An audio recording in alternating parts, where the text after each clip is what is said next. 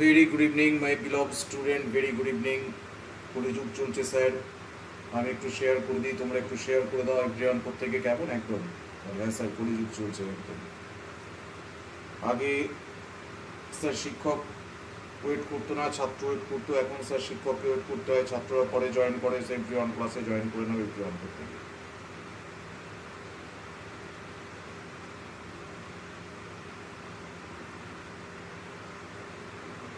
আমি একটু শেয়ার করে দিই, প্রত্যেকে জয়েন করে নাও।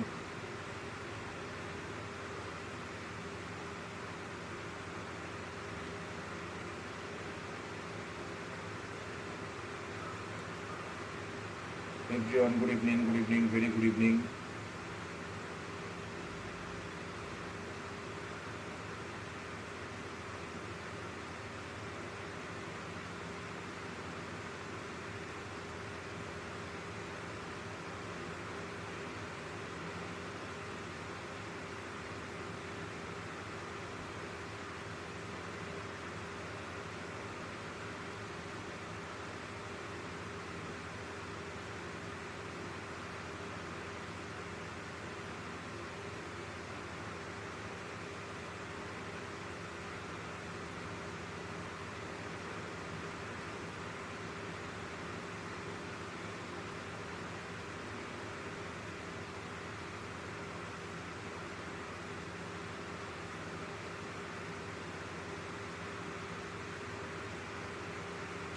সবাই 2 মিনিট ওয়েট করো, জাস্ট এভরিওয়ান প্রত্যেকে জয়েন করে নিক everyone.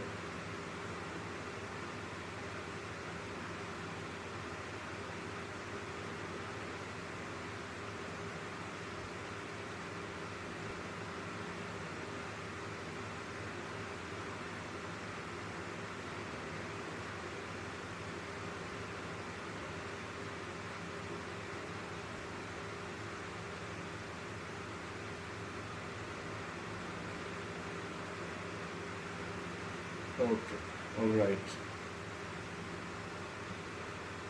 So very good evening, my beloved student and my dear future officers. Welcome back on our target wbcs 2024 demo class.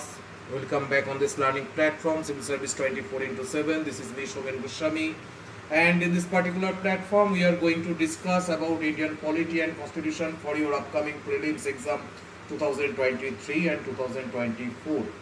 বিশেষত ব্যাচটা 2024 সালের স্টুডেন্টদের জন্য। যে সমস্ত স্টুডেন্ট নতুন দেখছো, চ্যানেলটিকে সাবস্ক্রাইব করে রেখো রেগুলার ক্লাসের জন্য, এবং স্যার ভালো লাগলে লাইক করো, না হলে করো না, কেমন একদম এভরিওয়ান থেকে।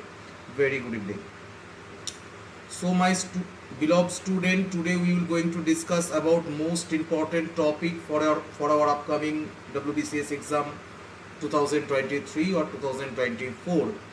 This is me, Shomen Goswami, educator of Civil Service 24/7, also author of Indian Polity Constitution and Modern Indian History books for civil service preparation, and I taught thousands of students like you in last 1 decades WBCS examination battlefield. So my friends, ক্লাসটা শুরু করার আগে আবারও তোমাদের বলি, WBCS exam তোমরা যদি ভেবে থাকো যে স্যার এদিক ওদিক থেকে আজকে বইয়ের ডান দিক থেকে কালকে বইয়ের বাঁ দিক থেকে পড়ে WBCS এক্সাম ক্র্যাক করবে, তাহলে ভুল ভাবছো। বোঝাতে পারলাম না। তো স্যার সিভিল সার্ভিস এক্সামিনেশন, সেটা WBCS হোক স্যার, সেটা ইউপিএসসি হোক, একদম তোমাকেই পড়তে হবে। হ্যাঁ স্যার, তোমাকেই পড়তে হবে, কিন্তু বিষয় হচ্ছে পড়তে গেলে স্ট্রাকচার ওয়েতে পড়তে হবে। বোঝাতে পারলাম না। যে কারণে তোমরা জয়েন করে নিতে পারো sir target WBCS 2024 paid batch. হ্যাঁ স্যার, 2024 পেড ব্যাচ তোমরা জয়েন করে নিতে পারো, এবং স্যার ভেরি ইকোনমিক্যাল প্রাইসে স্ট্রাকচার ওয়েতে প্রিপারেশন করার জন্য জয়েন করে নাও। ফর অনলাইন ক্লাসেস জয়েন করো স্যার, হোয়াটসঅ্যাপ এই নাম্বারে যোগাযোগ করো, বলো যে তুমি ডেমো ক্লাস করতে ইন্টারেস্টেড রয়েছো। বোঝাতে পারলাম একদম স্যার, টিম তোমার সঙ্গে যোগাযোগ করে নেবে, এবং ডেমো ক্লাসের মাধ্যমে তুমি স্যার কি করতে পারবে, জয়েন করতে পারবে টার্গেট WBCS 2024 পেড ব্যাচ, এবং নিজের এমকে একটা রিয়েলিস্টিক চান্স দিতে পারবে। বোঝাতে পারলাম না। হ্যাঁ স্যার, বলছি বোঝাতে পারলাম না।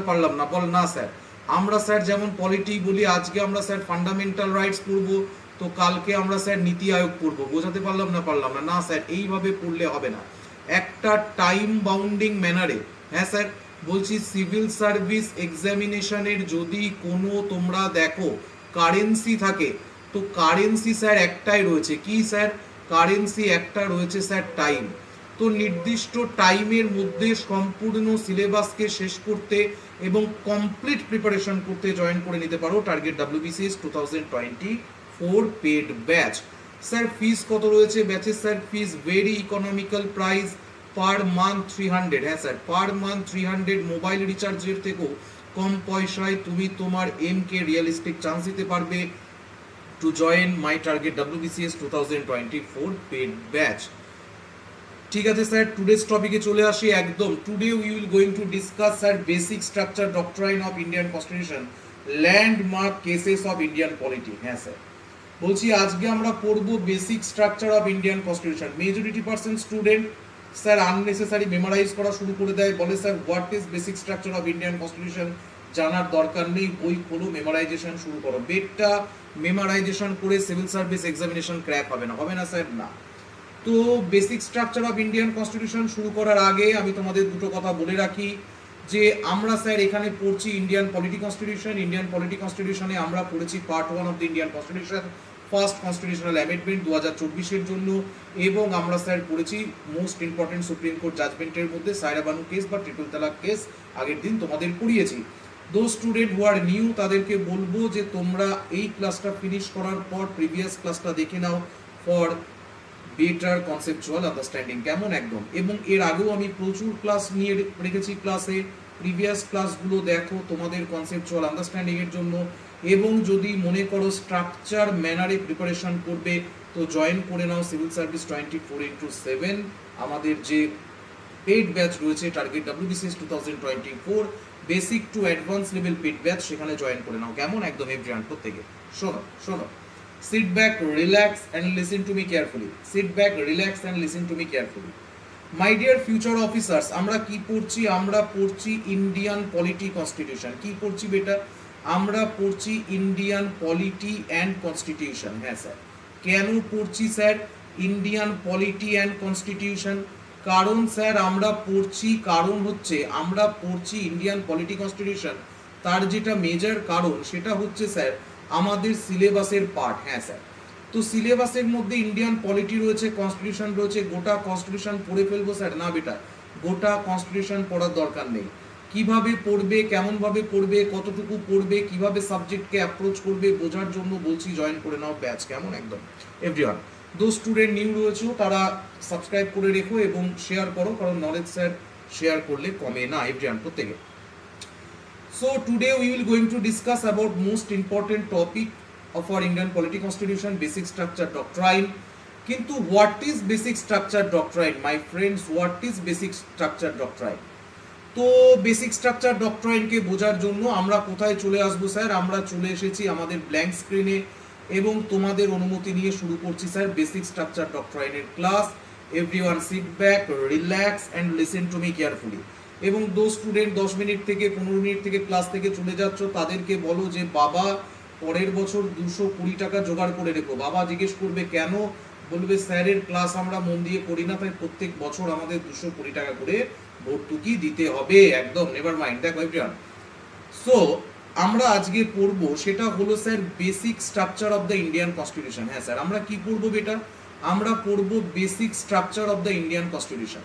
তো what is basic structure of Indian constitution? তো গোটা কনস্টিটিউশন অফ ইন্ডিয়া, গোটা কনস্টিটিউশন অফ ইন্ডিয়া যদি তুমি তন্ন তন্ন করে খুঁজে ফেলো তাহলে কোথাও তুমি এই ওয়ার্ডটা দেখতে পাবে না, যেটা হচ্ছে স্যার বেসিক স্ট্রাকচার ডক্ট্রাইন বা basic structure of Indian constitution. তো স্যার আপনি কেন পড়াচ্ছেন? আরে বাবা, বেসিক স্ট্রাকচার অফ ইন্ডিয়ান কনস্টিটিউশনের ইভ্যালুয়েশন অনেক পরে হয়, কেশবানন্দ ভারতী মামলা, লেটার অন আজকে আমরা ক্লাসে স্যার ডিসকাস করব। কিন্তু বেসিক স্ট্রাকচার অফ ইন্ডিয়ান কনস্টিটিউশনকে বুঝতে গেলে আমাদের কতগুলো জিনিস বুঝতে হবে। কি বুঝতে হবে বেটা? আমাদের কতগুলো ফ্লো চার্ট তৈরি করো। শোনো, খাতায় চার্ট তৈরি করো, নোটস তৈরি করো। বল না স্যার আজকে জ্যোতিষী বারণ করেছে, বলেছে আজকে নোটস তৈরি করা যাবে না। আজকে মা বলেছে বেটা আজকে নোটস তৈরি করবি না, আজকে নোটস তৈরি করলে সমস্যা হবে। হ্যাঁ, আজকে বারণ করেছে মা, বলেছে আমাদের ছোট্ট ছোট্ট আঙুলে যেন ব্যথা না লাগে। শোনো শোনো, বলছি আমরা basic structure of Indian constitution পড়ার আগে আমি যেমন যেমন বলছি খাতায় লিখতে শুরু করো। আর অনেক স্টুডেন্টের মনে হতে পারে স্যার এক টপিক। আচ্ছা শোনো বলি, বলছি WBCS এক্সাম স্যার পিএইচডি লেভেলের এক্সাম না, না sir, somehow middle of the road exam, মানে sir middle of the road exam, middle of the road exam. তো একটা জিনিসকে তোমাদের 10 বার করতে হবে, 10 বার, নাকি 10টা জিনিসকে একবার করতে হবে, 10টা জিনিসকে একবার করে, না না না, একই জিনিস স্যার 10 বার করতে হবে, 10 বার। আমি যদি মনে করি, আমার তো ইচ্ছা হয় যে পলিটি কনস্টিটিউশন থেকে কি না কি তোমাদের পড়িয়ে দিই, কিন্তু তার রিকোয়ারমেন্ট এক্সামিনেশনে নেই, তার রিকোয়ারমেন্ট বেটা এক্সামে নেই, না স্যার তার রিকোয়ারমেন্ট এক্সামে নেই। যে কারণে যতটুকু রিকোয়ারমেন্ট রয়েছে এবং যার রিকোয়ারমেন্ট রয়েছে আমি সেই মতো তোমাদের পড়াবো। বোঝাতে পারলাম না? তো প্রত্যেকে রেডি হয়ে যাও, sit back, relax and listen to me carefully, এবং একটা জিনিসকে 10 বার করার অভ্যাস তৈরি করো, নাকি 10টা জিনিসকে একবার করে, কেমন একদম। এবং it is the requirement to crack this exam, কেমন এভরিওয়ান? প্রত্যেকে sit back, relax, listen to me carefully, try to understand the whole scenario everyone. Sir বলুন, শোনো, বলুন স্যার, বলছি শোনো, বলুন স্যার, শুনছি, শোনো। তো বেসিক স্ট্রাকচার অফ ইন্ডিয়ান কনস্টিটিউশনকে পড়তে গেলে আমি যেমন বলছি খাতায় লিখতে শুরু করো। বল হ্যাঁ স্যার, আজকে লিখতে বারণ করেছে জ্যোতিষী, তবু স্যার আজকে আমরা লিখবো। লেখো article 13 of the Indian constitution. হ্যাঁ স্যার, বলছি article 13 of the Indian constitution. লিখেছো? বল হ্যাঁ স্যার লিখেছি। তারপরে 2 নম্বর লেখো article 368 constitution of India. Article 368 constitution of India. লিখেছো না লেখনি? বল না স্যার লিখেনি। লিখে ফেলো, খাতায় লিখে ফেলো। 3 নম্বর লেখো, 3 নম্বর লিখবো স্যার, একদম লিখে ফেলো। 3 নম্বর লিখে ফেলো। কি লিখবে? লেখো বেটা ইনহেরেন্ট কনফ্লিক্ট, হ্যাঁ স্যার, বিটুইন, হ্যাঁ sir, between article 13 and article 368। লিখবো স্যার, একদম লিখে ফেলো। Inherent conflict between article 368 and article 13। লিখেছো না লেখনি? কি পড়ছি স্যার? পড়ছি sir basic structure of the Indian constitution. তো প্রথমে লিখে ফেলো আর্টিকেল 13, তারপরে লিখে ফেলো আর্টিকেল 368, তারপরে লিখে ফেলো inherent conflict between article 13 and article 368। 4 নম্বর কি লিখবো স্যার? 4 নম্বর লিখে ফেলো বেটা, 4 নম্বর লিখে ফেলো article 31A, article 31B and বেটা 9 শিডিউল, and 9 শিডিউল। লিখে ফেলবো? হ্যাঁ স্যার লিখে ফেলো খাতায়, নো প্রবলেম এভরিওয়ান, প্রত্যেকে। তো article 13, article 368, 3 number inherent conflict between article 13 and article 368, এবং তারপরে লিখে ফেলো আর্টিকেল 31A, আর্টিকেল 31B। কি বোঝার জন্য স্যার লিখবো? রুনা ভেরি গুড ইভিনিং, প্রশান্ত ভেরি গুড ইভিনিং, কোথায় ছিলে এতক্ষণ? বল স্যার আমরা একটুখানি দেরিতে জয়েন করলাম স্যার। আপনি স্যার এক জিনিস পড়াবেন, সেই জন্য দেরিতে জয়েন করলাম স্যার। দেরিতে জয়েন করো না, আজকে অ্যাপে ক্লাস নেব না, আজকে কন্টিনিউ ইউটিউবে ক্লাস নেব। রাত্রি 8:30 থেকে এমসিকিউ প্র্যাকটিস করবো 12টা অবধি for our upcoming prelims exam 2023, এবং এখন স্যার 24-এর জন্য ক্লাস হবে, কেমন? একদম এভরিওয়ান রেডি? রুনা রেডি, প্রশান্ত রেডি? একটু পেড ব্যাচের গ্রুপে বলে দাও, তোমাদের পেড ব্যাচের গ্রুপটাতে বলে দাও যে ক্লাস শুরু হয়ে গেছে, কেমন? একদম।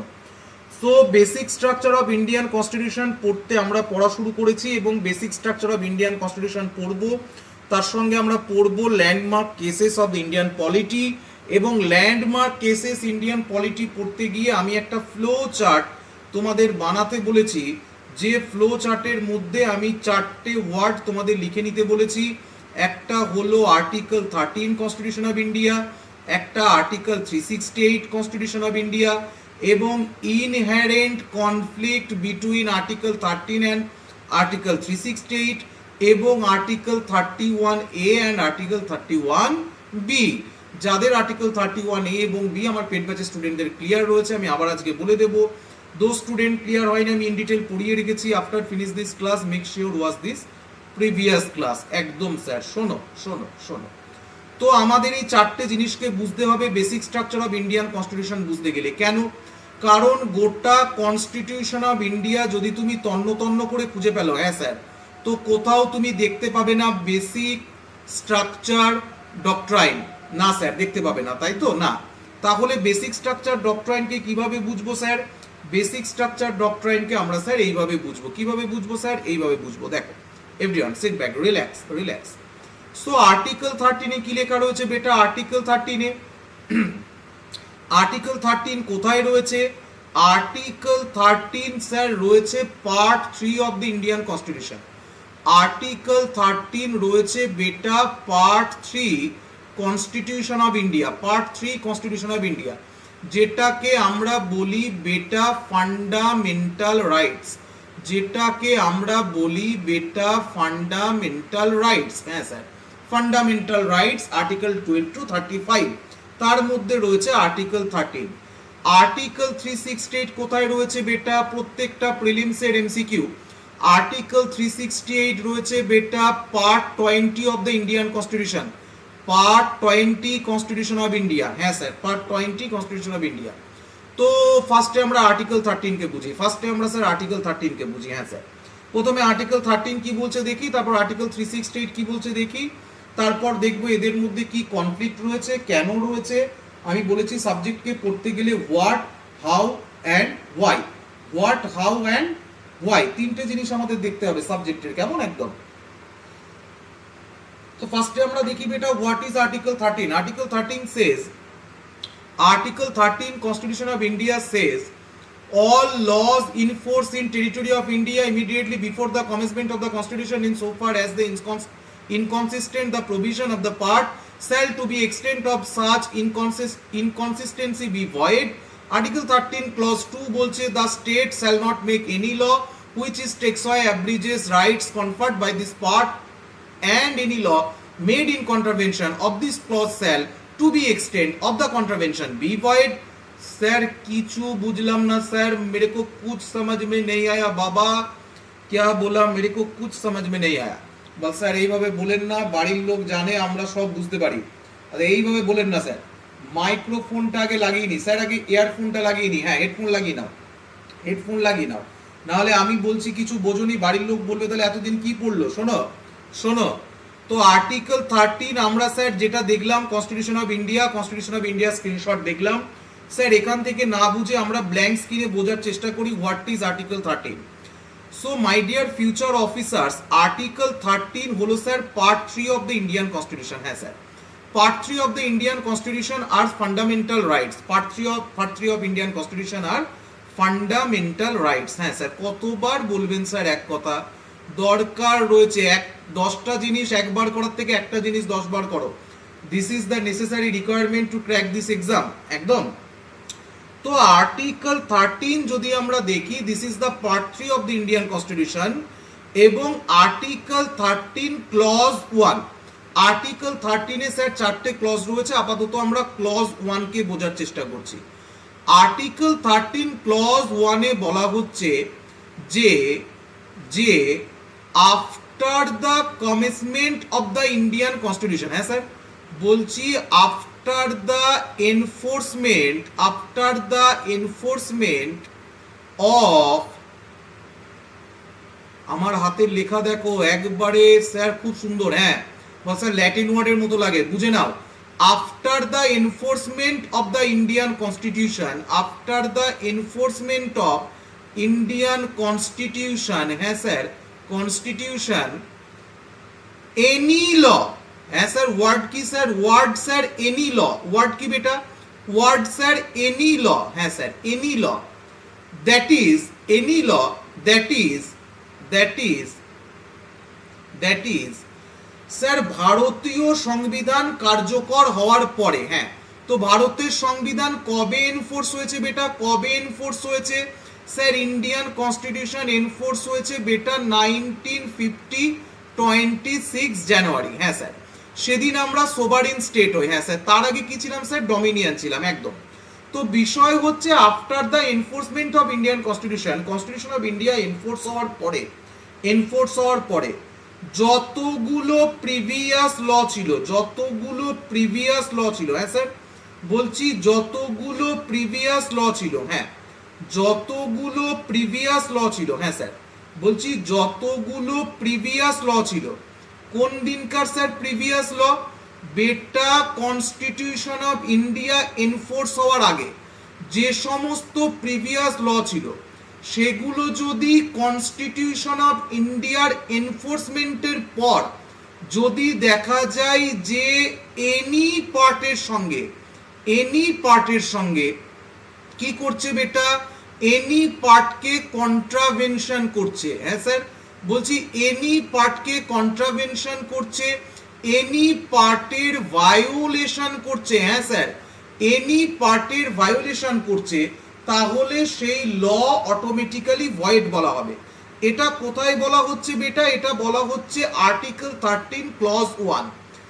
All laws in force, word খেয়াল করো, বল স্যার করছি না, করো ওয়ার্ড খেয়াল করো, অল লজ, হ্যাঁ স্যার বলুন বলুন স্যার বলুন, বলছি শোনো, অল লজ, আমি বারবার কনস্টিটিউশন পড়াতে গিয়ে বলি কনস্টিটিউশন আর ক্লিয়ার লিভিং ব্রিদিং ডকুমেন্টস, তো অল লজ মানে any lodge in force in the territory of India immediately before the commencement of the Indian Constitution, হ্যাঁ sir immediately before the enforcement of the Indian Constitution, হ্যাঁ Indian constitution enforcement হওয়ার আগে যে সমস্ত লগুলো ছিল সেই সমস্ত প্রিভিয়াস ল যদি কোনো মতে ইন্ডিয়ান কনস্টিটিউশন এনফোর্স হওয়ার পর তার সঙ্গে কন্ট্রাভেনশন করে, ভায়োলেশন করে, তাহলে সেই লকে ডিক্লেয়ার করা হবে বেটা ভয়েড হিসাবে, হ্যাঁ স্যার ভয়েড হিসাবে। ক্লজ 2 তে কি বলা হচ্ছে? ক্লজ 2 তে কি বলা হচ্ছে? আর্টিকেল 13 ক্লজ 2 তে কি বলা হচ্ছে? আর্টিকেল 13 ক্লজ 1 ক্লিয়ার হলো, আর্টিকেল 13 ক্লজ 1 ক্লিয়ার হলো।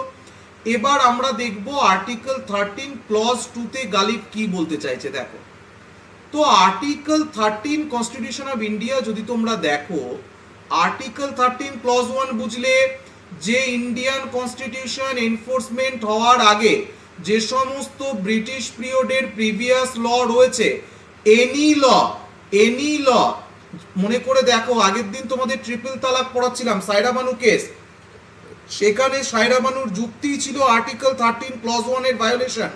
তো স্যার যাদের ডট কানেক্ট হচ্ছে না রিকোয়েস্ট করব প্রিভিয়াস ক্লাসটা দেখার জন্য, কেমন একদম বল না স্যার আমাদের দুদিন যেটা দেখতে ইচ্ছা করে স্যার আমরা সেটা দেখি।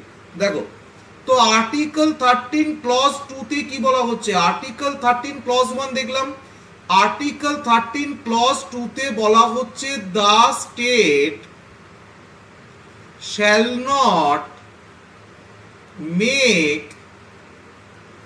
Any law, the state shall not make any law which is abrogates, contravenes and violate by this part.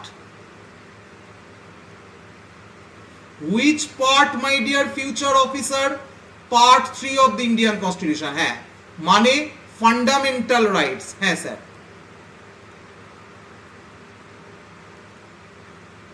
Fundamental rights, হ্যাঁ স্যার পড়ে নাও, মন দিয়ে পড়ে নাও, ফান্ডামেন্টাল রাইটস। তো আর্টিকেল 13 সাবক্লজ 2 তে বলা হচ্ছে, Agnib very good evening, very good evening, the state shall not make any law which is abrogates, contravenes or violate by this part, যদি the state তুমি এমন কোনো ল তৈরি করতে পারবে না, ওয়ার্ড খেয়াল করো, এনি ল, এমন কোনো ল তৈরি করতে পারবে না যে ল আমার পার্ট 3 কে কি করে, আমার পার্ট 3 কে কি করে, আমার পার্ট 3 কে তিনটে জিনিস করে, এক হচ্ছে অ্যাব্রিজমেন্ট করে, এক হচ্ছে কন্ট্রাভেনশন করে, আর এক হচ্ছে ভায়োলেশন করে। যদি করে তাহলে তাকে ডিক্লেয়ার করা হবে বি ভয়েড, তাকে ডিক্লেয়ার করা হবে অসাংবিধানিক হিসেবে। কি ডিক্লেয়ার করা হবে বেটা? অসাংবিধানিক ডিক্লেয়ার করা হবে, তাকে ডিক্লেয়ার করা হবে null and void, null and void. কি ডিক্লেয়ার করা হবে বেটা? তাকে ডিক্লেয়ার করা হবে নাল অ্যান্ড ভয়েড। হ্যাঁ স্যার, তাকে ডিক্লেয়ার করা হবে স্যার নাল অ্যান্ড ভয়েড। হ্যাঁ স্যার। তো the state shall not make any law which is abridge contravenes violate by this part, এবং সেটা যদি ভায়োলেশন করে দিস পার্ট মানে পার্ট 3 কে, তাহলে তাকে ভয়েড ডিক্লেয়ার করবে। আর ভয়েড কে ডিক্লেয়ার করবে? ভয়েড ডিক্লেয়ার করবে অনারেবল জুডিশিয়ারি। কে ভয়েড ডিক্লেয়ার করবে বেটা? ভয়েড ডিক্লেয়ার করবে অনারেবল জুডিশিয়ারি। হ্যাঁ দেখো, আর্টিকেল 13 ক্লজ 2 তে কি বলা হচ্ছে? আর্টিকেল 13 ক্লজ 2 তে বলা হচ্ছে the state shall not make, shall may নয়, কখনোই করতে পারবে না, any law, any law keyword খেয়াল করো, which takes away, abridges and contravenes conferred this part. Which part? Part 3 of the Indian Constitution. যদি কন্ট্রাভেনশন করে, ভায়োলেশন করে, তাহলে তাকে ভয়েড ডিক্লেয়ার করা হবে। তো quick recap, just 1 minute. Article 13 clause 1 আমরা কি পড়ছি বেটা? আমরা কি পড়ছি? আমরা পড়ছি basic structure of Indian constitution.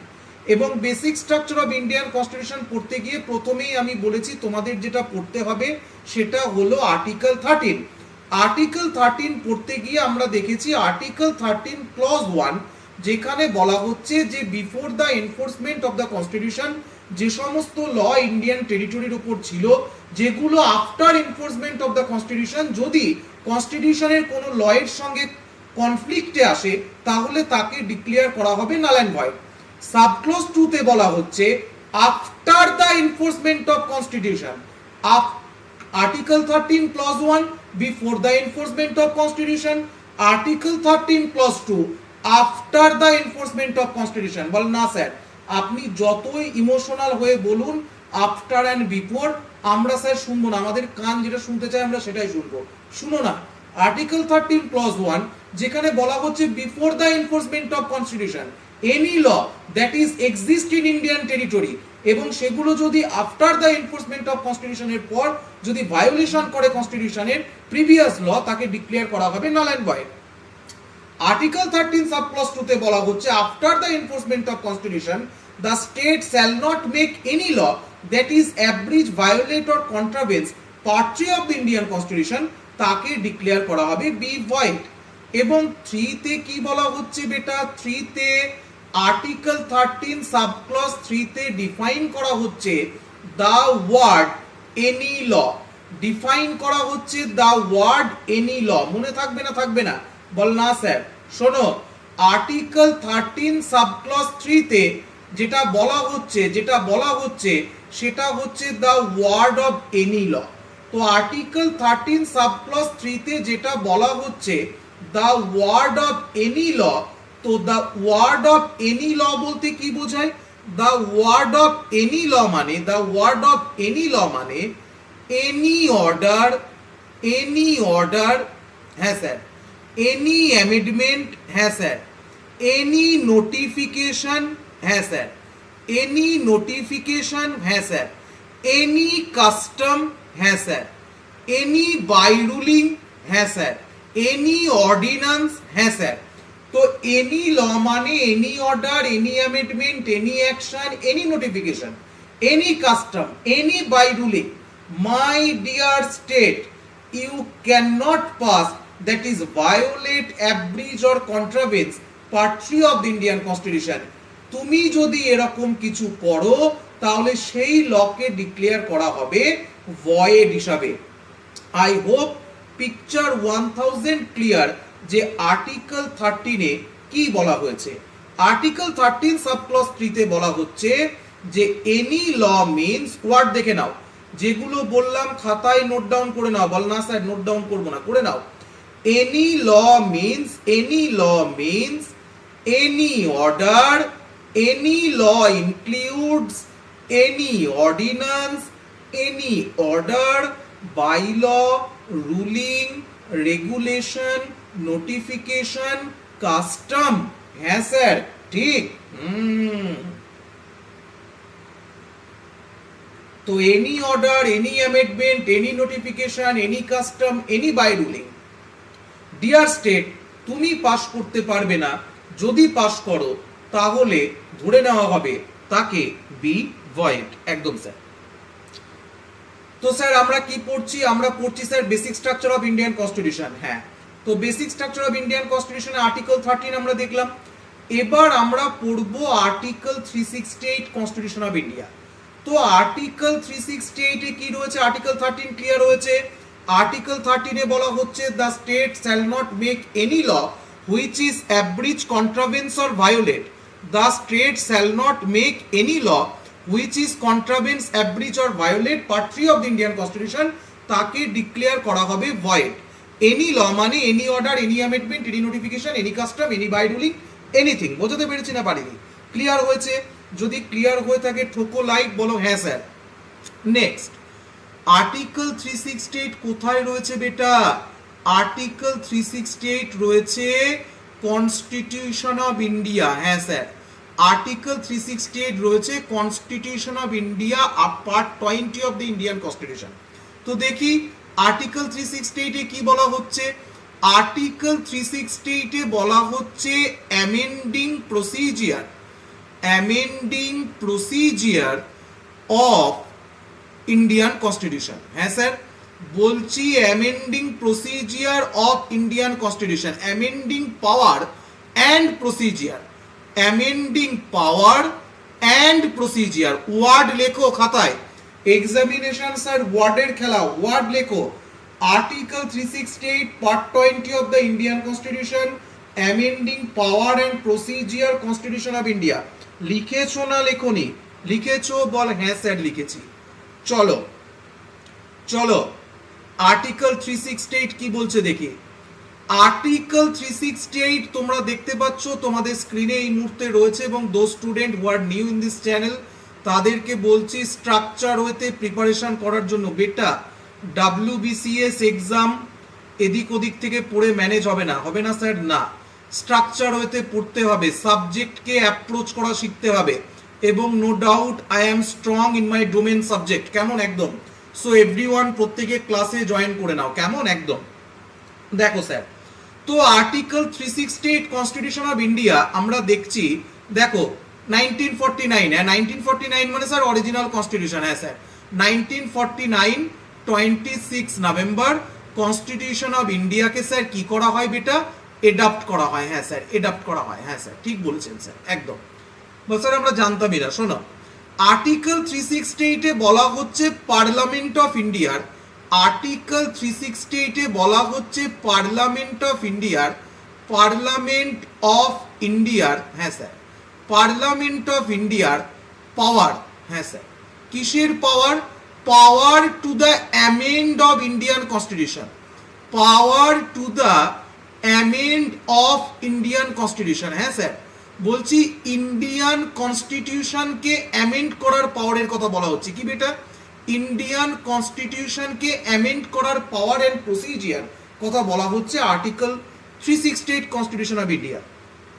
তো আর্টিকেল 368 কনস্টিটিউশন অফ ইন্ডিয়ায় কি বলছে দেখার জন্য আমরা একটা ব্ল্যাঙ্ক পেজ নেব। তো স্যার চলে এসেছি আর্টিকেল 368। হ্যাঁ স্যার চলে এসেছি। আর্টিকেল 13 ক্লিয়ার হয়েছে বেটা। আমরা ফ্লোর চার্ট তৈরি করেছিলাম basic structure of Indian constitution বোঝার জন্য। আর্টিকেল 13 বুঝে নিলাম। এবার আমরা বুঝবো বেটা আর্টিকেল 368। তো আর্টিকেল 368 কনস্টিটিউশন অফ ইন্ডিয়ায় কোথায় দেওয়া রয়েছে বেটা? Part 20 of the Indian constitution.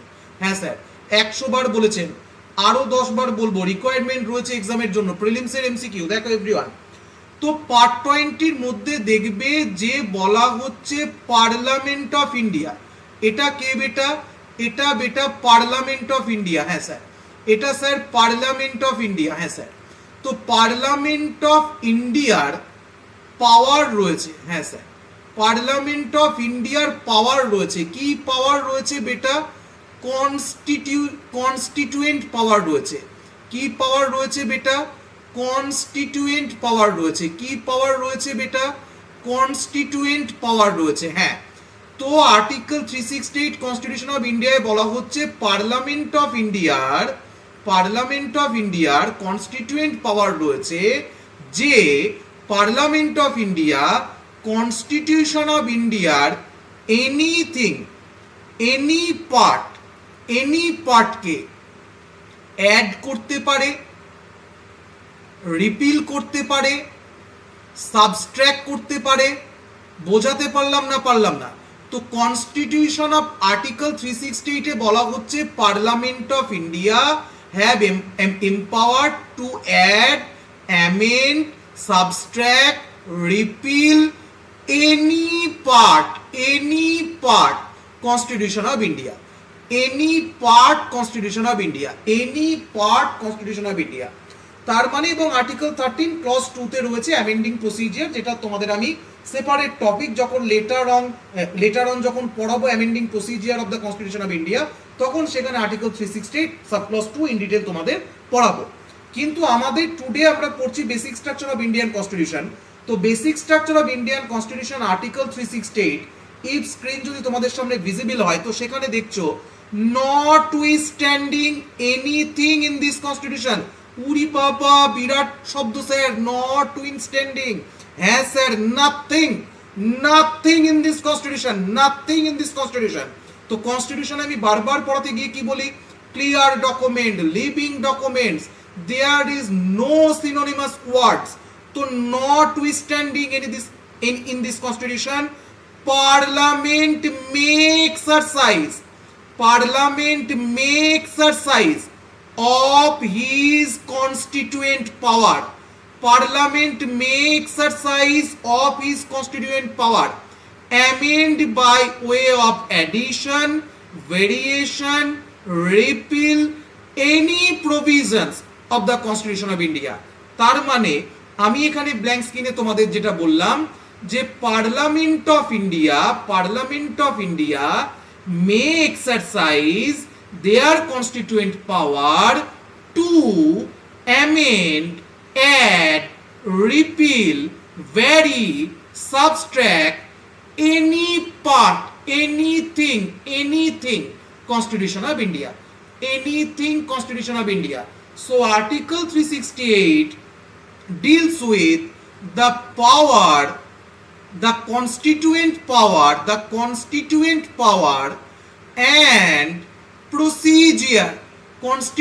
power and procedure, car? Parliament of India. and parliament of ইন্ডিয়ার পাওয়ার রয়েছে অ্যাড করার, রিপিল করার, সাবস্ট্র্যাক্ট করার এনি পার্ট। কার বেটা? কনস্টিটিউশন অফ ইন্ডিয়ার। বোঝাতে পেরেছি না পারিনি? Picture getting clear or not? তো আমরা যে ফ্লোচার্ট তৈরি করেছিলাম সেখানে আমরা প্রথমেই দেখেছিলাম যে আর্টিকেল 13 এবং আর্টিকেল 368। আর্টিকেল 13 এ যেখানে বলা হচ্ছে the state shall not make any law, যে ল আমার ফান্ডামেন্টাল রাইটসকে টাটা বাই বাই করবে, যদি করে তাকে ডিক্লেয়ার করা হবে নাল অ্যান্ড ভয়েড। এবং সেই কনস্টিটিউশন অফ ইন্ডিয়ার পার্ট 20 পার্ট 3 তে বলা হচ্ছে যে স্টেটের তিনটে অর্গান কি? একটা স্যার এক্সিকিউটিভ, একটা স্যার লেজিসলেটিভ, একটা স্যার জুডিশিয়ারি। লেজিসলেটিভের কাজ স্যার ল তৈরি করা, এক্সিকিউটিভের কাজ স্যার লকে ইমপ্লিমেন্ট করা, জুডিশিয়ারির কাজ হচ্ছে লকে ইন্টারপ্রেট করা। একদম।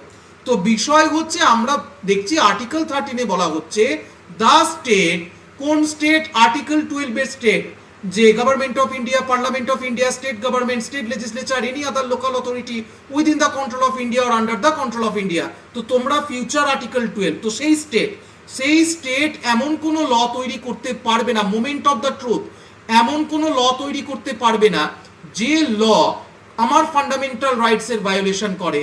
যদি করে তাকে ভয়েড ডিক্লেয়ার করা হবে।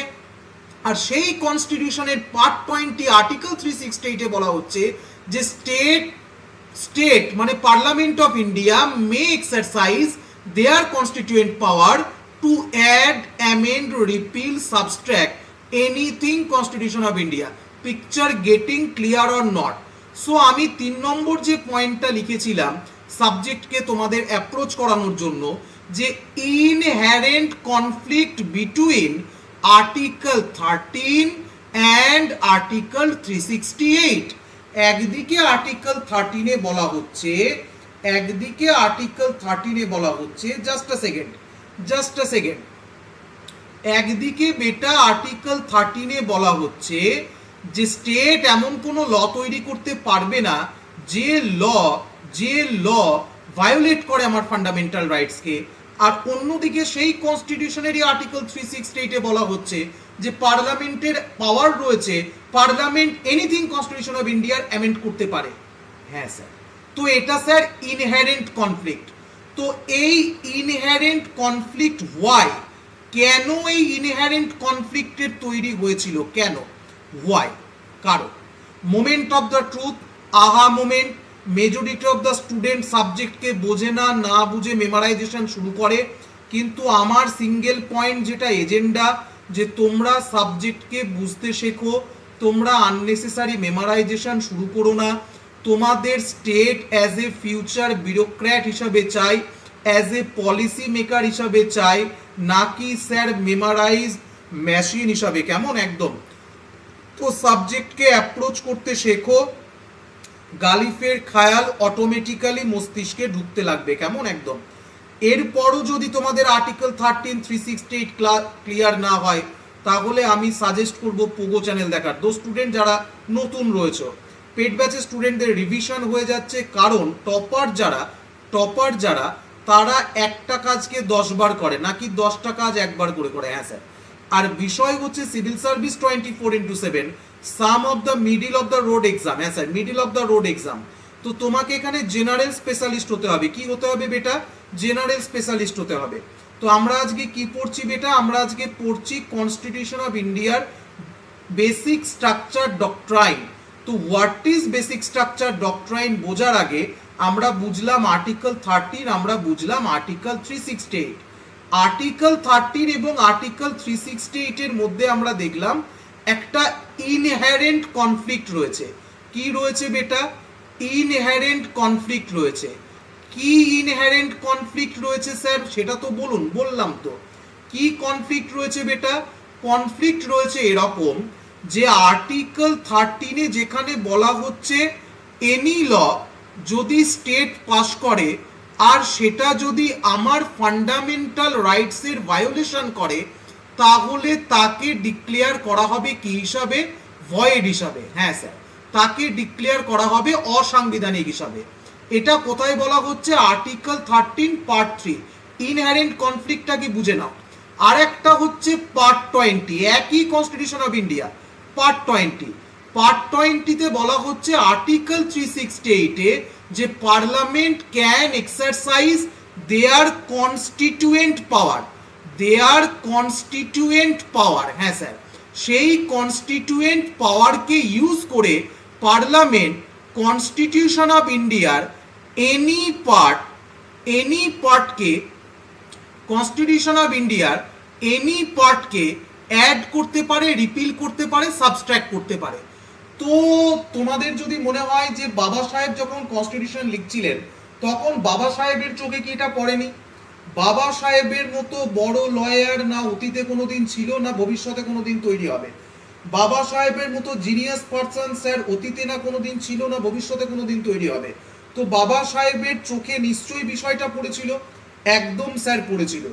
কিন্তু সিচুয়েশন কি, কেন বাবা সাহেব যেখানে আর্টিকেল 13-এ বলছেন, বাবা সাহেব যেখানে আর্টিকেল 13-এ বলছেন, যে 3 নম্বর পয়েন্টটা বোঝার চেষ্টা করছি, ইনহেরেন্ট কনফ্লিক্ট কেন, হোয়াই। তো বাবা সাহেব যেখানে আর্টিকেল 13-এ বলছেন the state shall not make any law that is abridge, contravenes, violate part 3 of the Indian Constitution, যেটা তিনি 13-এ লিখছেন, সেখানে আর্টিকেল 368-কে কেন বলা হচ্ছে যে পার্লামেন্টের পাওয়ার রয়েছে টু অ্যামেন্ড দ্য কনস্টিটিউশন। তো কনস্টিটিউশনের বিউটিকে বুঝতে শেখো। শোনো, তো তোমরা জানো যে 1946-এর জুন জুলাই মাসে কনস্টিটিউয়েন্ট অ্যাসেম্বলির ইলেকশন হয়।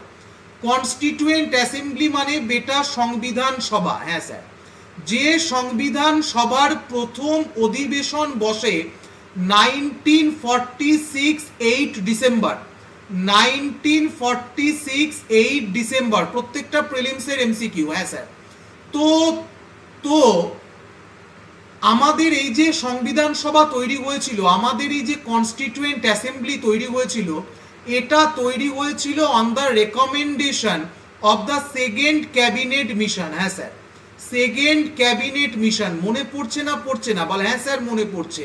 তো সেকেন্ড ক্যাবিনেট মিশন 1946, এবং আমাদের যারা লিডার্স ছিলেন অ্যাট দ্যাট টাইম কনস্টিটিউয়েন্ট অ্যাসেম্বলির, তারা প্রত্যেকে চেয়েছিলেন যে কনস্টিটিউয়েন্ট অ্যাসেম্বলির ইলেকশন হোক ডাইরেক্টলি, বাট সেই সময় কনস্টিটিউয়েন্ট অ্যাসেম্বলির ইলেকশন করা হয় স্যার ইনডাইরেক্টলি।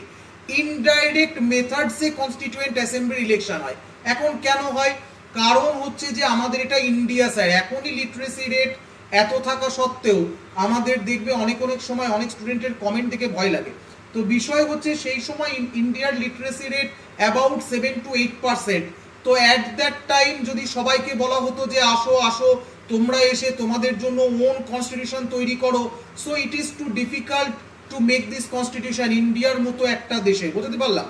তো যে কারণে কনস্টিটিউয়েন্ট অ্যাসেম্বলির ইলেকশন স্যার ইনডাইরেক্ট করা হয়।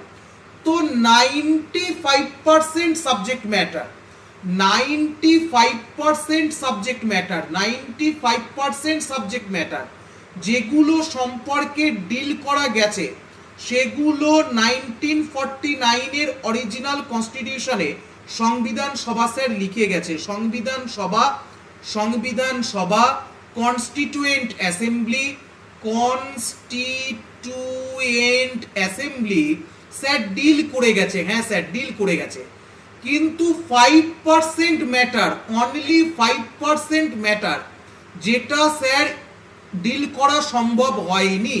কেন? কারণ India sir democratic country. India sir কি? Democratic country. হ্যাঁ স্যার, ইন্ডিয়াতে কি রয়েছে বেটা? ডেমোক্রেসি রয়েছে, ডেমোক্রেসি। এবং ডেমোক্রেসি শব্দের অর্থ হলো জনগণের শাসন, যেখানে জনগণ স্যার রোল প্লে করে। যে কারণে কিছু subject matter, 5% subject matter constituent assembly ছেড়ে দিয়েছিল কাদের ওপর? একটা ইলেক্টেড হাউসের ওপর, একটা ইলেক্টেড হাউসের ওপর। যে ইলেক্টেড হাউসের নাম হলো বেটা পার্লামেন্ট অফ ইন্ডিয়া। যে ইলেক্টেড হাউসের নাম হলো বেটা পার্লামেন্ট অফ ইন্ডিয়া। এবং যে কারণে part 20 of the Indian constitution article 368 এ পার্লামেন্টকে দেওয়া হয়েছে তার what is called as constituent power. What is called as constituent power.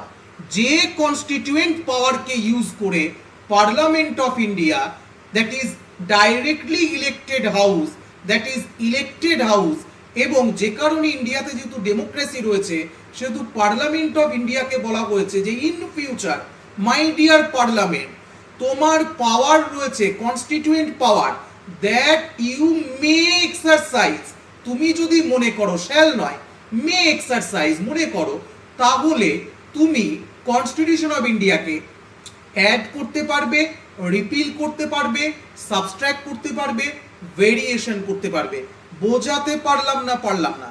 যে কারণে এই ইনহেরেন্ট কনফ্লিক্ট দেখা দিয়েছিল বিটুইন আর্টিকেল 368 অ্যান্ড আর্টিকেল 13। তো প্রথমে যে আমরা ফ্লো চার্ট শুরু করেছিলাম সেখানে আমরা আর্টিকেল 13 দেখলাম, ক্লজ 1, ক্লজ 2, ক্লজ 3। আমরা আর্টিকেল 368 দেখলাম, amending power and constituent power and procedure, amending procedure constitution of India. তারপর why inherent conflict between article 13 and 368, কিভাবে বাবা সাহেবের চোখ এড়াইনি। এটা স্যার ইনডাইরেক্টলি ইলেক্টেড হাউস ছিল কনস্টিটিউয়েন্ট অ্যাসেম্বলি, যে কারণে 95% subject matter constituent assembly deal করে গেছে, কিন্তু rest of the 5% subject matter যেটা ডিল করার জন্য একটা ইলেক্টেড হাউসের দরকার ছিল, যে কারণে বেটা এটাকে দেওয়া হয়েছে। অগ্নিব ক্লিয়ার হয়েছে, রুনা ক্লিয়ার হয়েছে, সায়ন ক্লিয়ার হয়েছে, প্রত্যেকের ক্লিয়ার হয়েছে, প্রশান্ত ক্লিয়ার হয়েছে, এভরিওয়ান ক্লিয়ার হয়েছে, প্রত্যেকের ক্লিয়ার হয়েছে। যদি ক্লিয়ার হয়ে থাকে এই খুশিতে আমরা নেব 5 মিনিটের ব্রেক। এই খুশিতে আমরা নেব স্যার 5 মিনিটের ব্রেক, এবং আফটার 5 মিনিট ব্রেকের পর আমরা স্যার ঘুরে আসব আমাদের টপিকে। কত মিনিটের ব্রেক নেব বেটা? আমরা নেব স্যার 7 মিনিটস ব্রেক। হ্যাঁ স্যার, 7 মিনিট ওয়েট করব আমরা। কতক্ষণ স্যার? হ্যাঁ স্যার, 7 মিনিট ব্রেকের পর আমরা স্যার ঘুরে আসবো। কোথায়? আমরা স্যার ঘুরে আসবো আমাদের ক্লাসে। আমরা sir basic structure of Indian constitution পড়ছি এবং landmark cases of the Indian polity. Everyone প্রত্যেকের ক্লিয়ার হয়েছে? যদি ক্লিয়ার হয়ে থাকে ঠোকো লাইক, বলো হ্যাঁ স্যার ক্লিয়ার হয়েছে। কেমন একদম?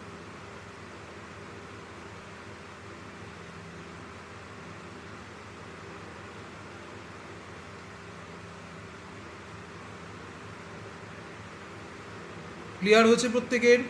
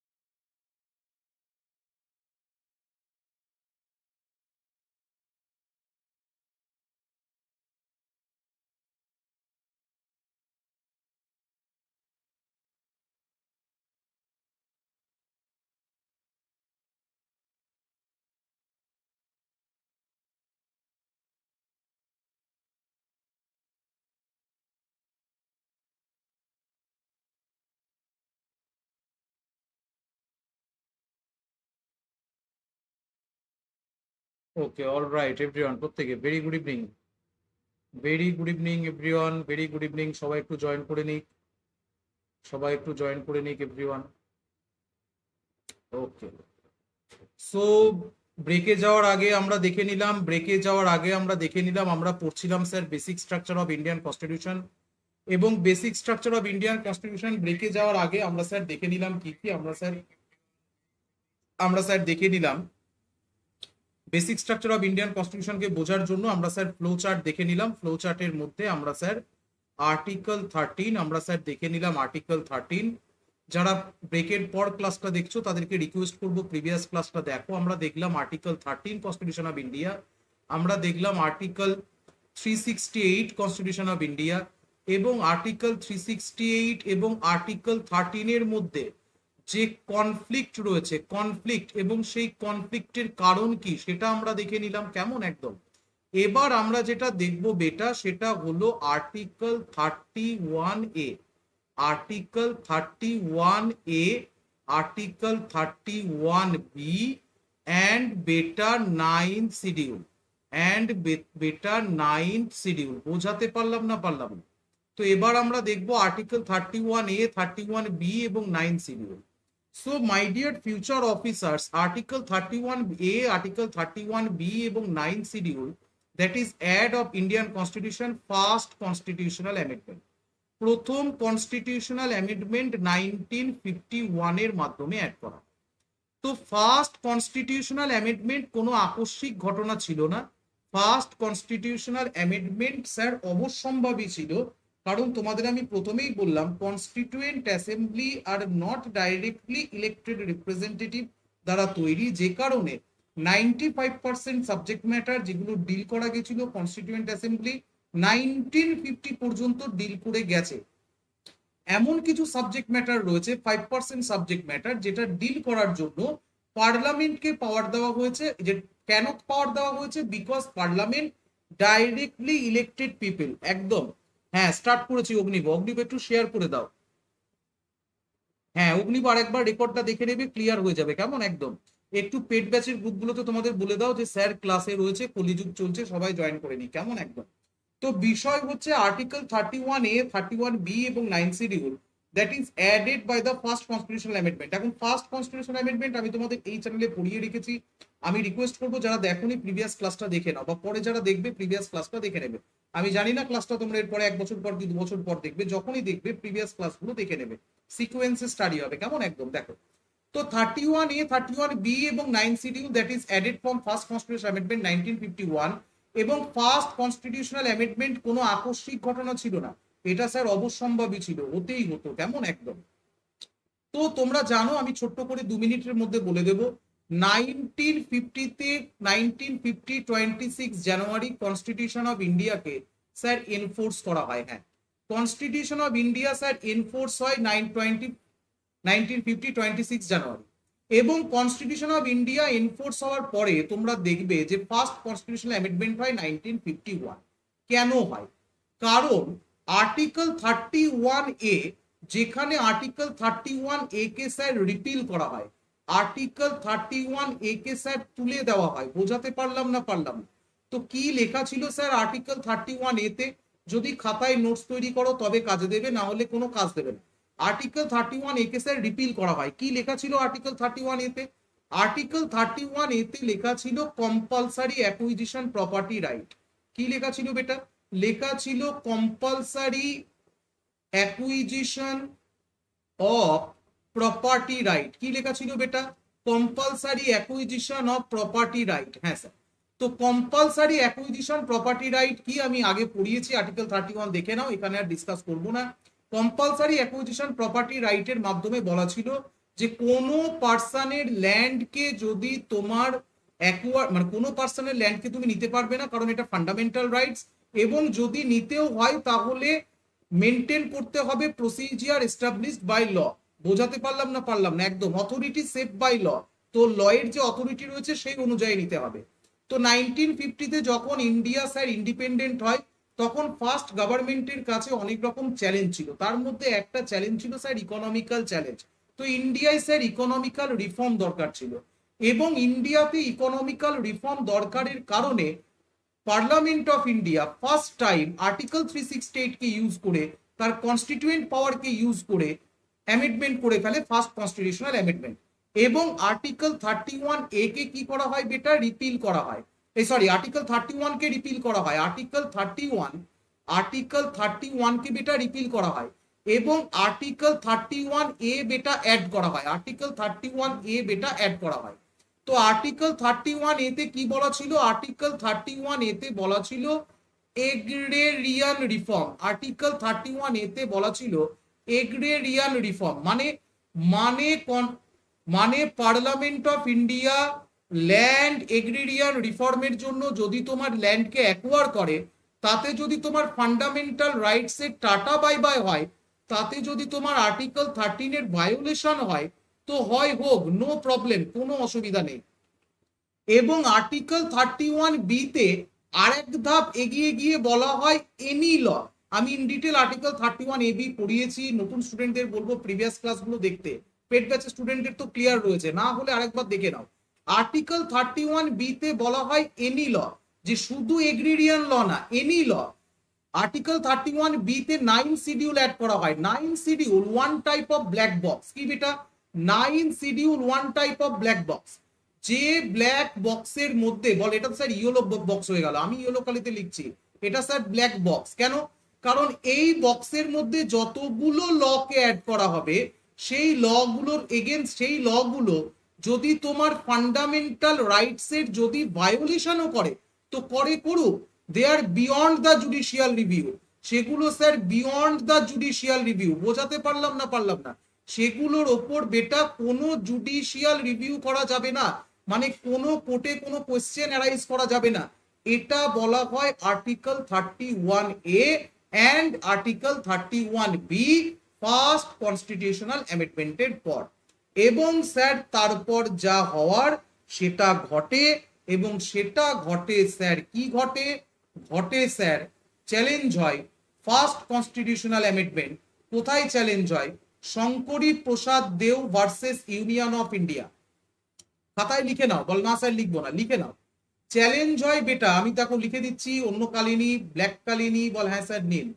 চ্যালেঞ্জ হয় বেটা শঙ্করী প্রসাদ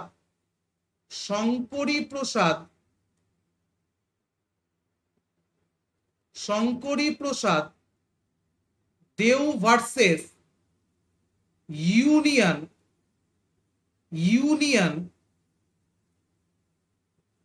of India. Shankari Prasad Deo versus union of India.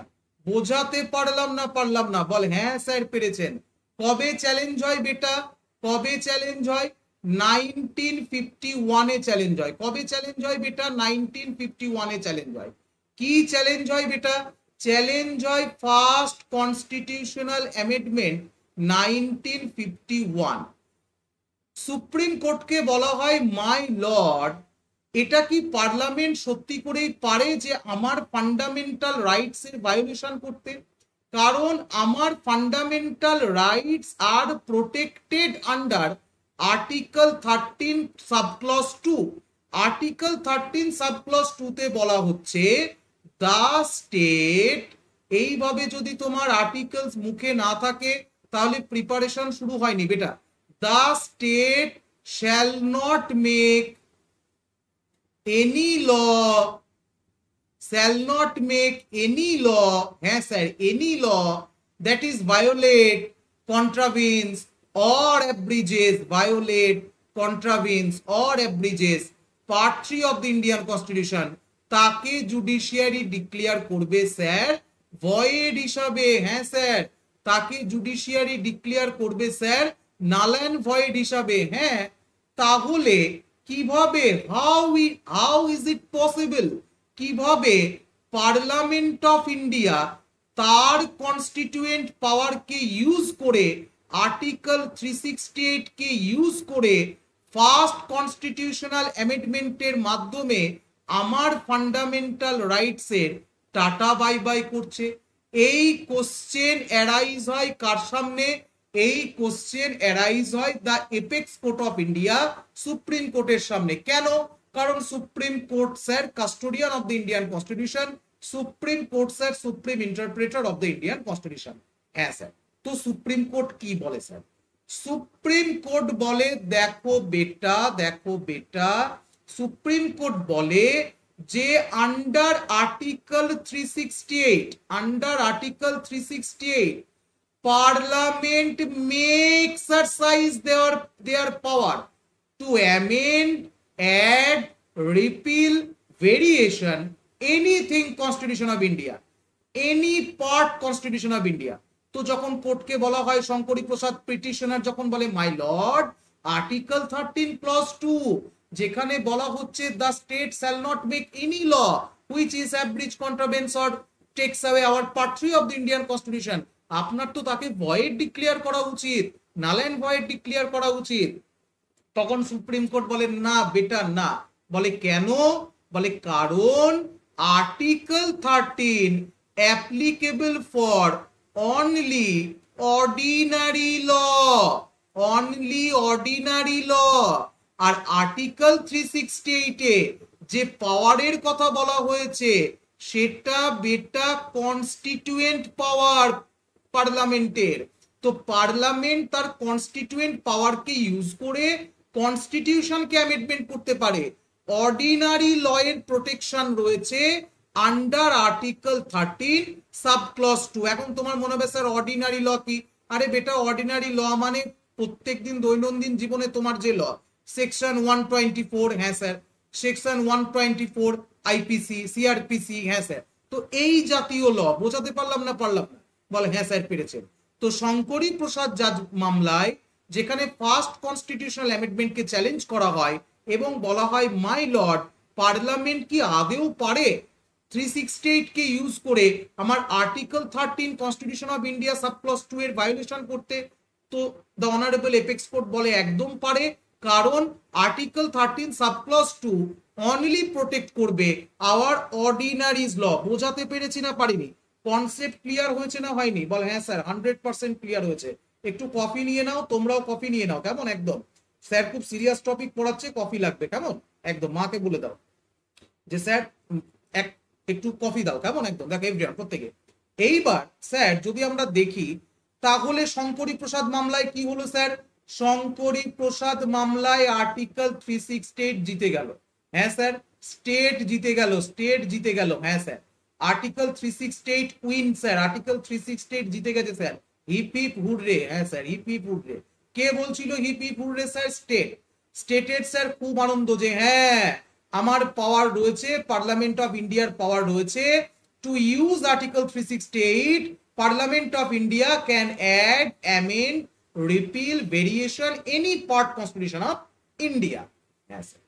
তো যখন 1951-তে এরকম বিষয় এলো তারপর পার্লামেন্ট বলল আর কোনো টেনশন নেই, আমরা একের পর এক অ্যামেন্ডমেন্ট পার্লামেন্ট শুরু করলো স্যার। হ্যাঁ, তো ফার্স্ট কনস্টিটিউশনাল অ্যামেন্ডমেন্টের পর second, third, fourth, fifth, six, seven, eight এইভাবে করতে করতে একটা অ্যামেন্ডমেন্ট পার্লামেন্ট করে ফেলে যেটাকে বলা হয় 17th কনস্টিটিউশনাল অ্যামেন্ডমেন্ট। তো 17 কনস্টিটিউশনাল অ্যামেন্ডমেন্ট স্যার আপনি পড়াবেন না? একদম পড়াবো। কোথায় পড়াবেন স্যার? তোমাদের যে সিরিজ আমি শুরু করেছি যে ইম্পর্টেন্ট কনস্টিটিউশনাল অ্যামেন্ডমেন্টের সিরিজ, সেই সিরিজে পড়াবো, হ্যাঁ স্যার। তো এইভাবে করতে করতে parliament of India 17th constitutional amendment করে ফেলে। 17th কনস্টিটিউশনাল অ্যামেন্ডমেন্ট করে ফেলে বেটা 1964-এ। কবে করে ফেলে? 1964-এ। এবং 1964-এ আরেকবার 17th constitutional amendment that is touch our fundamental rights, another one আমাদের ফান্ডামেন্টাল রাইটস কে টাচ করা হয়। এবং যখন আবার ফান্ডামেন্টাল রাইটস এর টাচ হয় বাই ইউজিং আর্টিকেল 368, কারণ আর্টিকেল 368 কে ইউজ করে part 20 of the Indian constitution parliament of India কি করেছে বেটা? Parliament of India 17th constitutional amendment করেছে। 17th constitutional amendment fundamental rights কে আবার টাচ করেছে। তার মানে এটা স্যার চ্যালেঞ্জ হয় সজ্জন সিং কেস। কোন কেসে চ্যালেঞ্জ হয় বেটা? সজ্জন সিং কেস। কোন কেসে চ্যালেঞ্জ হয় বেটা? সজ্জন সিং কেসে চ্যালেঞ্জ হয় 1965-এ। এবং 1965 যখন সজ্জন সিং কেসে চ্যালেঞ্জ হয় তখন অ্যানাদার ওয়ান সুপ্রিম কোর্ট বলে in this case supreme court held that the parliament can amend word খেয়াল করো any part of the constitution of India including fundamental rights. তার মানে 1951 Shankari Prasad versus union of India, Shankari Prasad versus union of ইন্ডিয়ায় supreme court যে রায় দেয় সেই রায় বহাল রাখে কোথায় বেটা? সজ্জন সিং মামলায় 1965, যে সজ্জন সিং মামলায় টাচ করা হয় অ্যানাদার বার ফান্ডামেন্টাল রাইটস কে এবং টাটা বাই বাই করা হয় আর্টিকেল 13 সাবক্লজ 2 কে, যেখানে বলা হচ্ছিল যে the state shall not make any law which is abridges, contravenes or violate our part 3 of the Indian Constitution, তাকে ডিক্লেয়ার করা হবে ভয়েড। তো অ্যানাদার বার যখন সেম কোশ্চেন অ্যারাইজ হয় 14-15 বছর পর, শঙ্করী প্রসাদ মামলার 15 বছর পরে সজ্জন সিং মামলায়, তখন সুপ্রিম কোর্ট বলেন না না না ঠিক আছে, একদম পার্লামেন্টের পাওয়ার রয়েছে, পার্লামেন্ট তার কনস্টিটিউয়েন্ট পাওয়ারকে ইউজ করে এনি পার্ট কনস্টিটিউশন অফ ইন্ডিয়াকে স্যার চেঞ্জ করতে পারে এবং ইনক্লুডিং ফান্ডামেন্টাল রাইটস। হ্যাঁ স্যার। তো সেকেন্ড, তো ফার্স্ট রাউন্ডে শঙ্করী প্রসাদে কে জিতলো sir? Union of India. Third রাউন্ডে কে সেকেন্ড রাউন্ডে কে জিতলো বেটা? Parliament of India. তার মানে আমরা দেখছি article 368 till 1965 17th constitutional amendment সজ্জন সিং মামলাতেও আপহোল্ড করা হয়। কি করা হয় বেটা? আপহোল্ড করা হয় the constituent power of the article 368 K uphold করা হয়। আর্টিকেল 368 কে স্ট্রঙ্গার বলা হয় দেন 13। হ্যাঁ স্যার, হ্যাঁ। তারপর কি হলো স্যার? তারপর বেটা वो दिन दूर नहीं था স্যার, वो दिन दूर नहीं था যেদিন স্যার চ্যালেঞ্জ হয় 1967 কি হয় বেটা? 1967 সজ্জন সিং মামলাকে চ্যালেঞ্জ করা হয়। সজ্জন সিং মামলার এই রায়কে 1965 সজ্জন সিং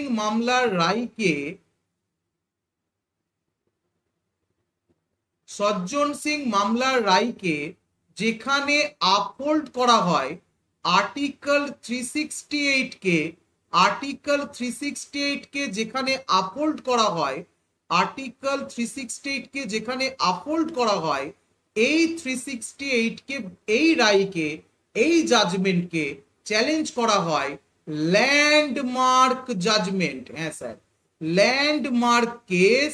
হ্যাঁ স্যার, ল্যান্ডমার্ক কেস সেটা হলো বেটা গোলকনাথ কেস। গোলকনাথ কেসে 1967 সুপ্রিম কোর্ট স্যার এইবার অন্যরকম রায় দেয়। তো 1967 সেই টাইম অবধি ভারতের ইতিহাসে ইন্ডিয়ান জুডিশিয়ারি সিস্টেমে এটা স্যার হাইয়েস্ট কনস্টিটিউশনাল বেঞ্চ ছিল। এটা স্যার হাইয়েস্ট কনস্টিটিউশনাল বেঞ্চ ছিল।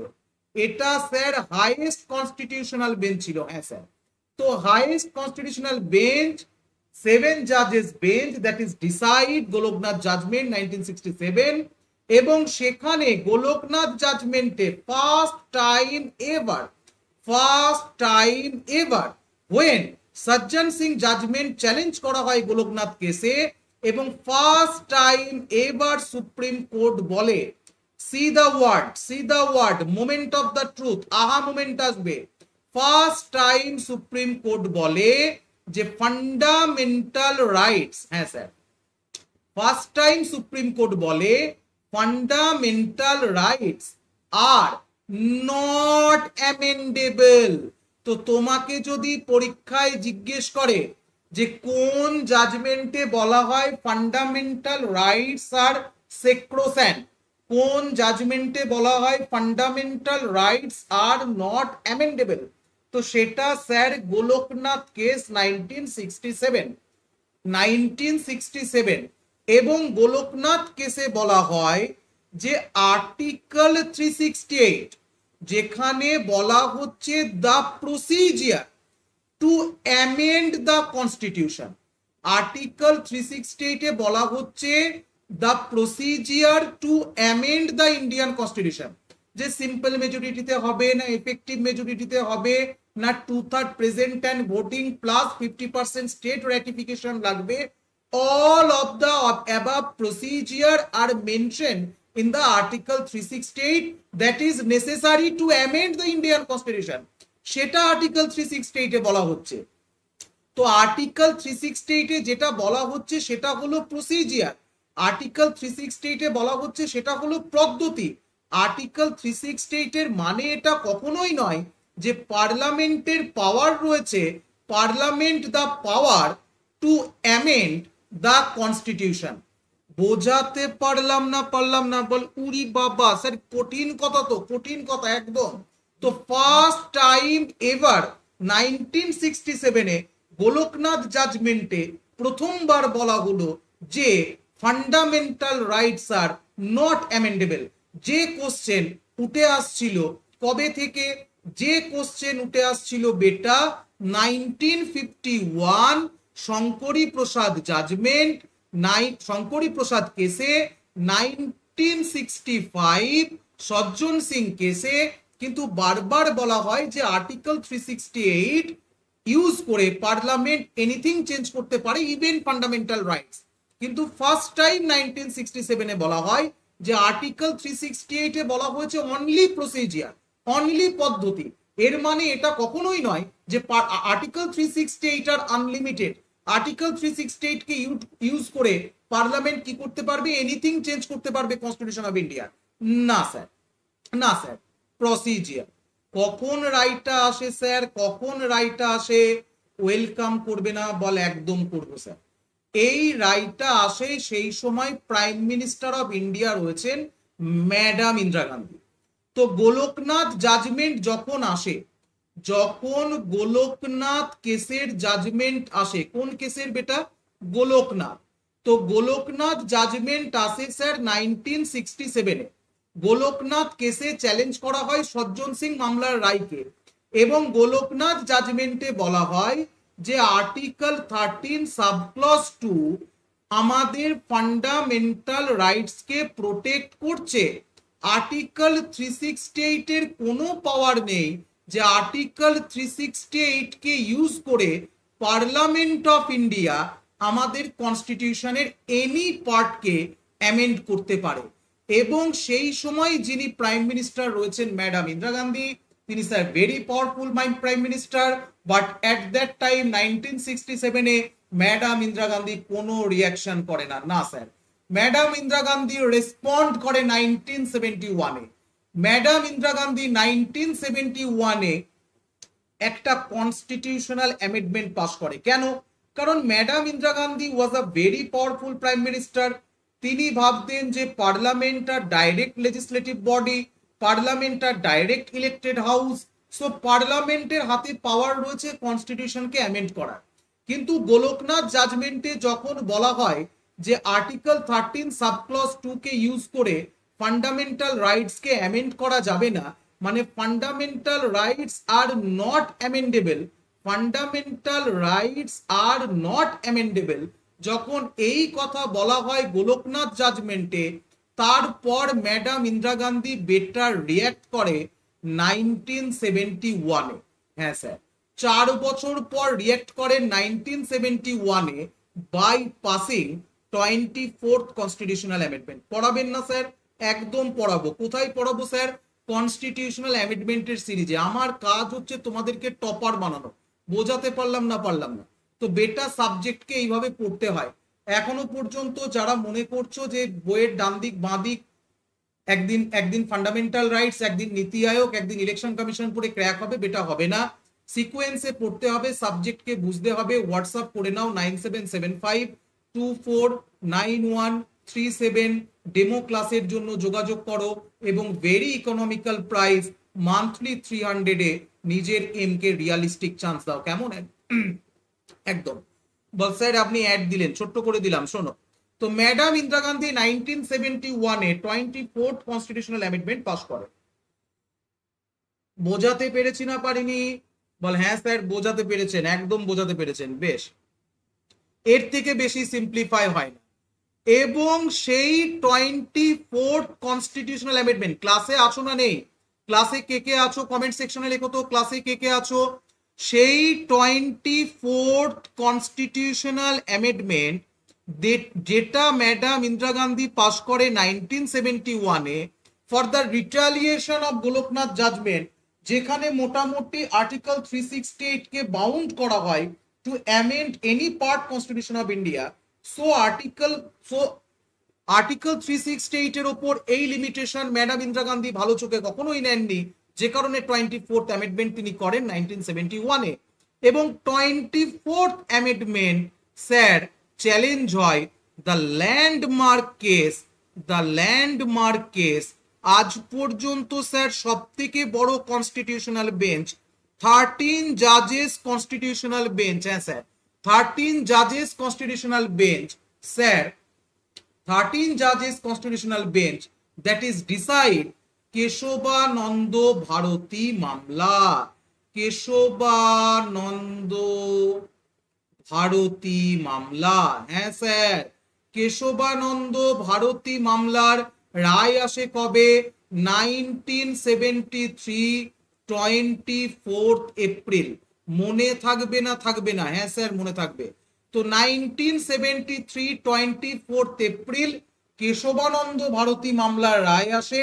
কিন্তু কেশবানন্দ ভারতী মামলার রায় আসার আগে আমরা বুঝে নেব কেশবানন্দ ভারতী মামলায় অনারেবল এপেক্স কোর্টের সামনে কোশ্চেন কি ছিল। What is the issue in front of honourable apex court? তো অনারেবল এপেক্স কোর্টকে পুনরায় সেম কোশ্চেন জিজ্ঞেস করা হয় মাই লর্ড আর্টিকেল 13 সাবক্লজ 2, যেখানে বলা হচ্ছে the state shall not make any law, যেটা আমার ফান্ডামেন্টাল রাইটস এর ভায়োলেশন করবে, যেটা আমার ফান্ডামেন্টাল রাইটস এর অ্যাব্রিজমেন্ট করবে, তাকে জুডিশিয়ারি ডিক্লেয়ার করবে ভয়েড হিসাবে। তো আর্টিকেল 13 আমার ফান্ডামেন্টাল রাইটস রয়েছে এবং পার্লামেন্ট কি করছে মাই লর্ড? পার্লামেন্ট আর্টিকেল 368 কে ইউজ করে বারবার ভায়োলেশন করছে আমার আর্টিকেল 13 এর। তো সেম কোশ্চেন অ্যারাইজ করা হয়েছিল 1951-এ Shankari Prasad Deo versus union of India, এবং তারপরে সেম কোশ্চেন অ্যারাইজ করা হয় সজ্জন সিং কেসে। এবং সুপ্রিম কোর্টকে বলা হয় মাই লর্ড, আহা মোমেন্ট আসবে, শোনো, সুপ্রিম কোর্টকে বলা হয় মাই লর্ড আর্টিকেল 368 এর ওপর যে রায় 1967-এ এপেক্স কোর্ট দেয়, 1967-এ গোলকনাথ জাজমেন্টে যে রায় দেওয়া হয় এবং যেখানে বলা হয় যে আর্টিকেল 368 আনলিমিটেড নয়, আর্টিকেল 368 এর মধ্যে শুধু বলা রয়েছে পদ্ধতি ভারতীয় সংবিধানকে সংশোধন করার। আর্টিকেল 368 এর অর্থ এটা কখনোই নয় যে পার্লামেন্ট তার পাওয়ারকে ইউজ করে কনস্টিটিউশন অফ ইন্ডিয়ার এনি পার্টকে অ্যামেন্ড করতে পারে। এটা কোন কেসে রায় দেওয়া হয়? এটা 1967-এ গোলকনাথ জাজমেন্টে honourable apex court supreme court of India বলে, একদম। তো মাইলর্ডকে বলা হয় মাইলর্ড, তার মানে গোলকনাথ জাজমেন্ট কি ভুল? একদম। বোঝাতে পারছি না? তখন সুপ্রিম কোর্ট বলে থাম্বা বাবা থাম্বা। 1950 থেকে 1973 দীর্ঘ 23 বছরের যে লড়াই, যে মাই লর্ড বলুন যে inherent conflict between article 13 subclause 2 and article 368, সেই ইনহেরেন্ট কনফ্লিক্টের সমাধান করা হয় কেশবানন্দ ভারতী মামলায় 1973 24th এপ্রিল। কি বলা হয়? সুপ্রিম কোর্টের সামনে প্রশ্ন করা হয় যে my lord article 368 Golaknath case অনুযায়ী article 368 have no power to amend any part constitution of India, হ্যাঁ স্যার, এখানে গোলকনাথ জাজমেন্ট অনুসারে বলা হয় যে পদ্ধতি, প্রসিজিয়ার, কোন পদ্ধতিকে ফলো করে, কোন প্রসিজিয়ারকে ফলো করে সে কনস্টিটিউশনকে অ্যামেন্ডমেন্ট করবে, কে? পার্লামেন্ট। হ্যাঁ স্যার, তো গোলকনাথ জাজমেন্ট কি মাই লর্ড রং? তো সুপ্রিম কোর্ট বলে থাম্বা বাবা থাম্বা, শোনো ভালো করে শোনো, সুপ্রিম কোর্ট কি বলে শোনো, সুপ্রিম কোর্ট কি বলে আমি আমি তোমাদের আমি তোমাদের ইয়োলো কালিতে বোঝাবো। সুপ্রিম কোর্ট কি বলে ইয়োলো কালিতে বুঝে নাও, মোমেন্ট অফ দ্য ট্রুথ সারা জীবনে ক্লিয়ার হয়ে যাবে, আমি বারবার বলছি শুনে নাও। সুপ্রিম কোর্ট বলে 1967 অগ্নিব একদম, সুপ্রিম কোর্ট বলে শোনো, সুপ্রিম কোর্ট বলে যে পার্লামেন্ট অফ ইন্ডিয়া আর্টিকেল 368 কে ইউজ করে, আর্টিকেল 368 অনুসারে তার কনস্টিটিউয়েন্ট পাওয়ারকে ইউজ করে এনি পার্ট অফ ইন্ডিয়ান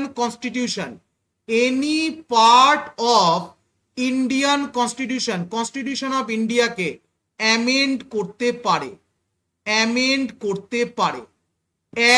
করতে পারে, সাবস্ট্রাক্ট করতে পারে, রিপিল করতে পারে, including fundamental rights, including my dear citizen তোমার এফার্টস। পার্লামেন্ট পারে, পার্লামেন্টের অথরিটি রয়েছে, but the crucial part here is the, তার মানে এই নয় যে article 368 sir unlimited, article 368 sir unlimited. হ্যাঁ স্যার, আনলিমিটেড নয় না বেটা, আনলিমিটেড নয়। কেন আনলিমিটেড নয়? কারণ তখন সুপ্রিম কোর্ট বলে যে দেখো, what is constitution of India, তো constitution of India idea of the founding fathers. হ্যাঁ sir, idea of the founding father's.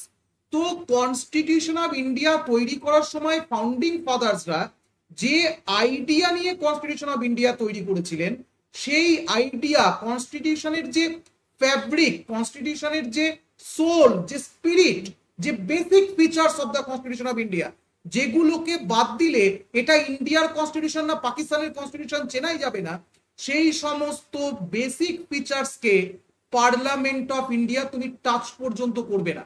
বোঝাতে পারলাম না?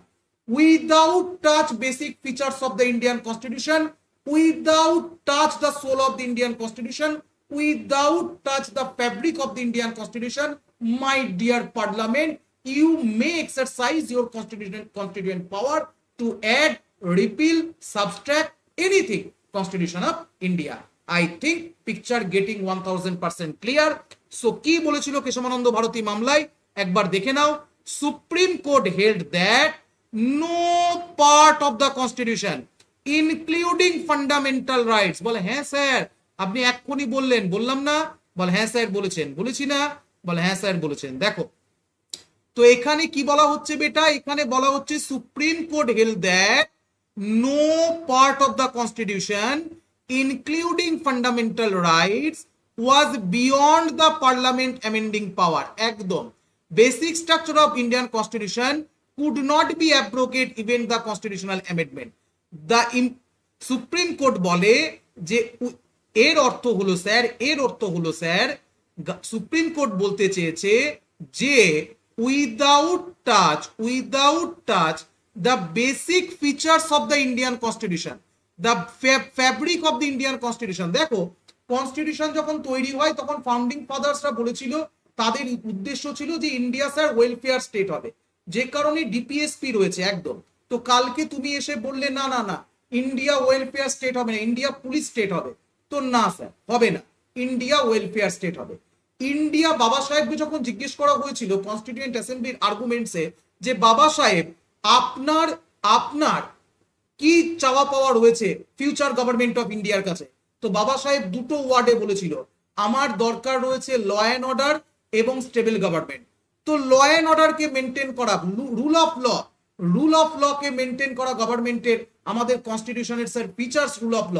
তো তুমি বলতে পারবে না যে ভারতবর্ষে কাল থেকে আইনের অনুশাসন থাকবে না।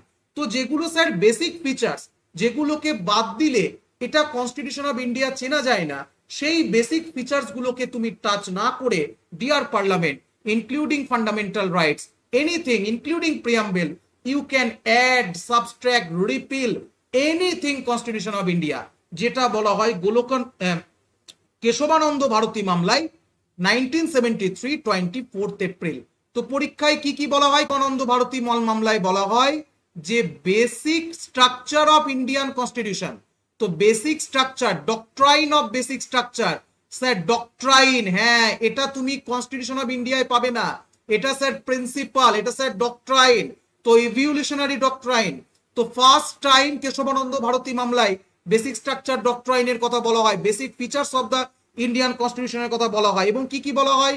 বলা হয় supremacy of the constitution, unity sovereignty of the India, democratic and republic government. তো তুমি কালকে এসে বললে ফাউন্ডিং ফাদার্সদের উদ্দেশ্য ছিল যে ভারতের যিনি হেড অফ দ্য স্টেট হবেন তিনি রিপাবলিক, ভারত রিপাবলিক স্টেট হবে, হেড অফ দ্য স্টেট যিনি হবেন তিনি হবেন either directly or indirectly by the people. তো আমাদের যিনি president of India, head of the state, he was the indirectly representative people, কিন্তু স্যার ইলেক্টেড তো না একদম।